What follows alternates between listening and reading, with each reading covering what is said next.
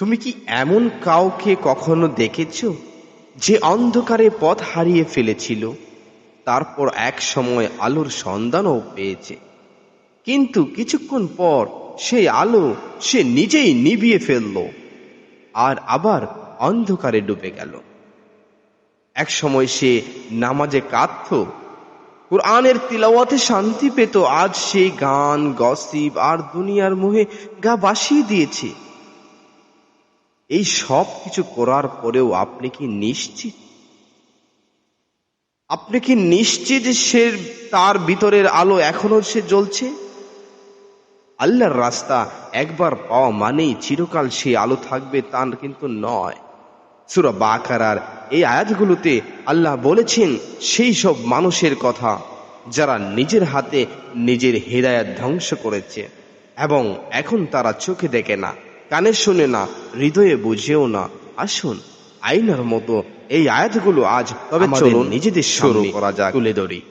আল্লাহ বলেছেন, তারা হলো সেই লোক যারা সঠিক পথের বদলে ভ্রান্ত পথকে কিনে নিয়েছে। তাদের এই ব্যবসা কখনো লাভজনক হয়নি, বরং তারা পথভ্রষ্টই থেকে গেছে। সূরা বাকারা আয়াত নাম্বার 16। তারা এমন একজনের মতো যাকে সোনা উপহার দেওয়া হয়েছিল, কিন্তু সে সেটি রেখে ইচ্ছে করে মাটির ঢেলা নিয়ে চলে গেল।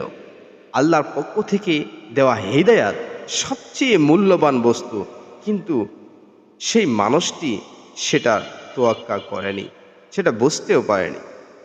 কিছু মানুষ এটিকে ইচ্ছা করেই ফেলে দেয়। ধরুন একজন ছাত্র, সহজে বোঝার জন্য যা বলা হয়েছে, একজন ছাত্রের হাতে একটি গাইড দেওয়া হয়েছে। সাধারণত একটি গাইড পেলে পরীক্ষা দিতে একজনের সহজ হয়ে যায়, তো যেটা পড়লে সে পরীক্ষায় পাশ করবে। কিন্তু সে সেই গাইড ফেলে বন্ধুদের সাথে গেম খেলায় মত্ত, দিন শেষে সে ফেল করে, জীবনেও পিছিয়ে পড়ে। অনেকে জানে সেই রকম ভাবে, যেরকম ভাবে সে গাইড ফেলে দিয়ে জীবন থেকে কিছু সময় নষ্ট করে দিল, জীবনটাকে পিছিয়ে নিয়ে গেল, সেরকম অনেকেই জানে নামাজ ফরজ, সুদ হারাম, পর্দা ফরজ, তবুও তারা ইচ্ছা করে গুমরাহির রাস্তা বেছে নেয়। এই আয়াতে তাদের এই পরিণতির কথা বলা হয়েছে।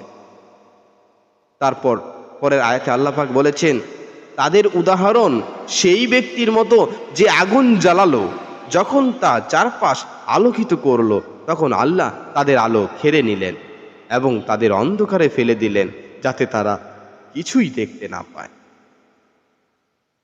সহজে বুঝতে পারবেন যদি বলা হয়, তারা প্রথমে কিছুটা সত্যের আলো দেখতে পেয়েছিল। হয়তো নামাজ শুরু করেছিল, কুরআন পড়তে শুরু করেছিল, কিন্তু নিজের গুনাহ ও মুনাফিকের কারণে আল্লাহ তাদের সেই আলো কেড়ে নিয়েছেন। এখন তারা অন্ধকারে সঠিক পথ চিনতে পারছে না। ধরুন একজন লোক গুগল ম্যাপ চালু করে গন্তব্যে যাচ্ছিল। মাঝপথে সে নিজেই ইন্টারনেট বন্ধ করে দিল, কারণ তার ইচ্ছা হয়েছিল অন্য পথে ঘুরে দেখতে। এখন তো সে অন্ধকার রাস্তায় হারিয়ে গেছে, কিন্তু কোনো রাস্তাই খুঁজে পাচ্ছে না। ঠিক তেমনই কেউ ইসলাম শেখার চেষ্টা শুরু করে, কিছুদিন নামাজ পড়ে, কুরআন শোনে, তারপর হঠাৎ গুনাহে জড়িয়ে পড়ে আল্লাহ তার হিদায়াত কেড়ে নেন। সে দেখে না, বুঝেও না, এবং সে কিছু বুঝতে চায়ও না। এই আয়াত তার জন্য সতর্কবার্তা। তারপর আল্লাহ পাক আবার বলেছেন, তারা বধির, মূখ ও অন্ধ, তারা আর ফিরে আসে না। এই আয়াতে বলা হয়েছে, তাদের অন্তর এমন মৃত হয়ে গেছে যেন তারা কানে শুনে না, মুখে বলতে পারে না, চোখে দেখতে পায় না। তারা এমন এক অবস্থায় পৌঁছেছে যেখানে সত্য তাদের কাছে পৌঁছায় না, আর তারা ফেরার ইচ্ছাও রাখে না। ভাবুন, একজন মাদকাসক্ত বারবার তাকে আপনি বোঝাচ্ছেন, আপনি বলছেন ভাই এটা ছেড়ে দাও, জীবন নষ্ট হয়ে যাবে, কিন্তু সে শুনে না, দেখে না, আর মুখেও স্বীকার করে না। সে কিন্তু জানে যে এটা করলে সে ধ্বংস হয়ে যাবে, তারপরও সে এটাকেই বেছে নিয়েছে। ধীরে ধীরে সে এমন জায়গায় চলে যায় যেখান থেকে ফেরার দরজা বন্ধ হয়ে যায়। আজকের জামানায় অনেক মুসলমানেরও অবস্থা এমনই, শুনেও না, বলতেও চায় না, আর বুঝতেও চায় না। এই আয়াত তাদের জন্য ভয়াবহ সতর্কতা। প্রিয় দিনী ভাই ও বোনেরা, আল্লাহর আলো একবার যদি আপনার জীবন থেকে, আমার জীবন থেকে নিভে যায়, তা আর নিজের চেষ্টায় জ্বালানো যায় না।